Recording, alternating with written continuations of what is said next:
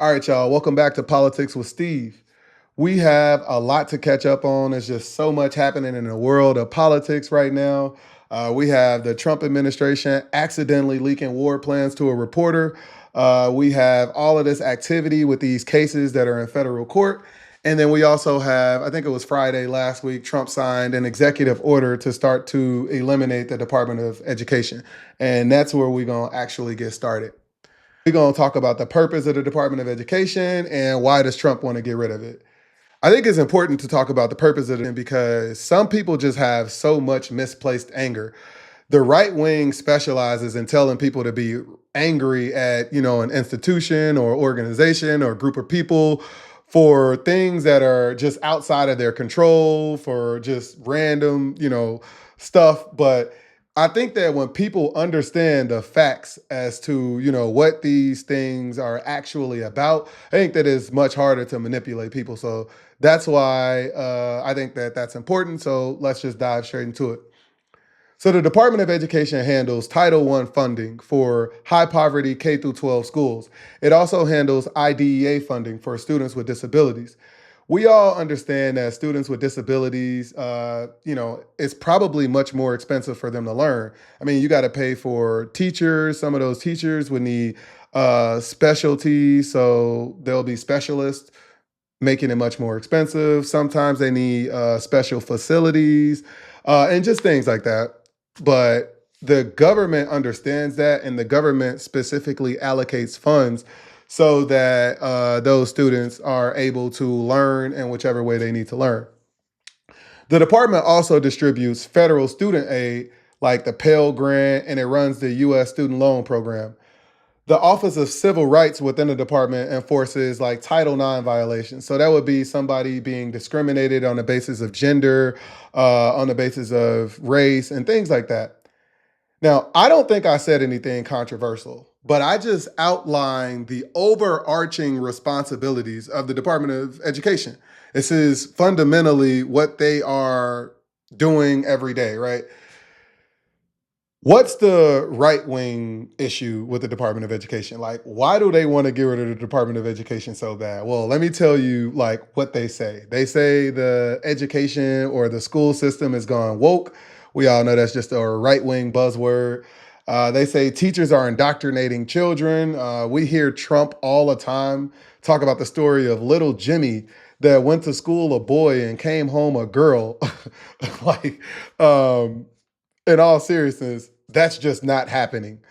It oftentimes when you dig into these anecdotes that they tell, you'll find like it's a lie or it's based on something that's ridiculous and stuff like that. But even if some of the things that people say is true, then it just has nothing to do with the Department of Education. It's literally outside of the Department of Education scope as to most of the stuff that people complain about. I stumbled upon a right wing show, but it's based in the UK and it's owned by the same person that owns Fox News. It's called Times Radio. And it is, like I said, it's a center right publication. And I want to show y'all a clip from this publication because it is crazy to me that people outside the United States clearly understands the role of our institutions. And you got so many people that Trump has convinced the Department of Education is responsible for so many things. Like I said, when people outside of the United States can take a step back and look at it from the outside looking in, like, this isn't even talking. So let's dive into this and then we'll talk about it on the back end. One of the clip things I want to warn y'all about, y'all can see me smiling about it already, is in this clip, she gonna start off talking about the whole spectacle of Trump actually signing the executive order. I mean, like, I'm not gonna show it. If y'all want to see it, look it up on YouTube. It was fucking weird. I'm not even gonna lie. Like, he had a bunch of kids in the office, like doing some like he does a lot of weird shit. Like, I mean, it's just so weird. Like, even if I agreed with the executive order or the policy that he was signing into law, the whole thing, the spectacle that he made doing this, it was just fucking weird. I'm not even gonna lie, it was weird But you will start off hearing them firstly discuss that, and then they're going to quickly go straight into the actual responsibilities of the Department of Education. So let's do it.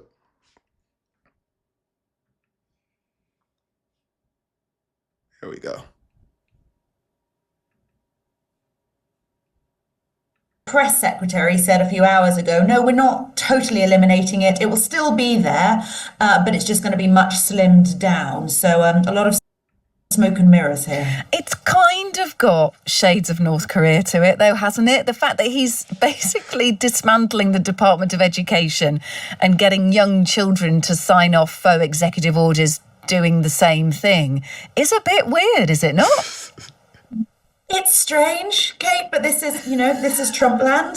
This is what happens. Also, I mean, it's worth noting that the Department of Education in the United States, it doesn't deal with the curriculum. That's always been set by the states. So what it does is it deals with essentially federal grants, funding, student loans, those kind of things. There's been some real concern about the impact. All right. So as we just heard, even she gets it, right? Trump main argument is I want to return education to the states. The states are already the people that's currently responsible for the education. Trump and right-wing Republican politicians, they already know this. They already know that everything that they have people up in arms about, as far as the Department of Education, has nothing to do with the Department of Education. The Department of Education, like I said, allocates funds. It has nothing to do with the curriculum being taught. They're saying that school accountability should shift to the responsibility of the parent. Basically, if you poor, then you shouldn't be allowed a quality education. What does this mean for the average person?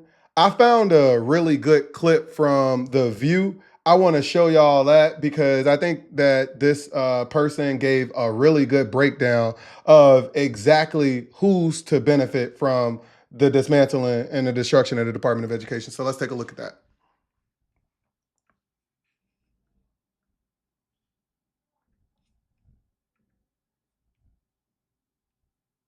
Department of Education. I just want to say Why? something He loves about the poorly educated. Didn't you hear him? He said that when he was does first love the term. poorly I love the educated. poorly Yes, educated choice because I think it's really important.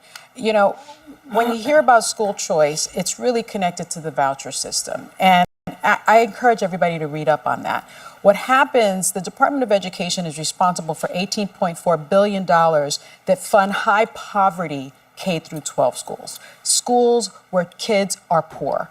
Kids that grew up in neighborhoods like I grew up in the South Bronx projects. $15.5 billion from the Department of Education is used to cover the cost of children with disabilities, children that have dyslexia, children that have other learning needs, that learn differently. And what happens with vouchers, the studies show very clearly that they fund students who are already attending private schools. So people with money get those vouchers, use the vouchers to pay less for their private schools, and their kids go on to do well. Where do you get the money from vouchers? You pull those money from those poor schools, poor schools. I don't see it. Let me just finish this. So wealthy families are overwhelmingly the recipients of school voucher tax credits. I'm not making this up. This has been studied. Who's In that 2020, a 2020 study found that only about half of states with voucher programs require teachers to have a bachelor's degree, require teachers to have training, require teachers to have licensing. All right, so y'all get the point. And I think that her point was very good. I think it was very clear. So on Friday, when he signed the executive order to begin the dismantling of the Department of Education, first of all, he can't completely destroy it because you need Congress. Congress is who establishes government departments and agencies. You also need Congress to disband it. But what he can do is destroy it from within, make significant cuts to where it's like almost not functional. And what does that mean for the average person? Well, if you're somebody that filed a civil rights complaint, or if you're applying for financial aid, seeking student loan forgiveness, all these people are affected by, staffing shortages and stuff like that. Like, you need people to physically press buttons behind the system to review your application for loan forgiveness and things like that.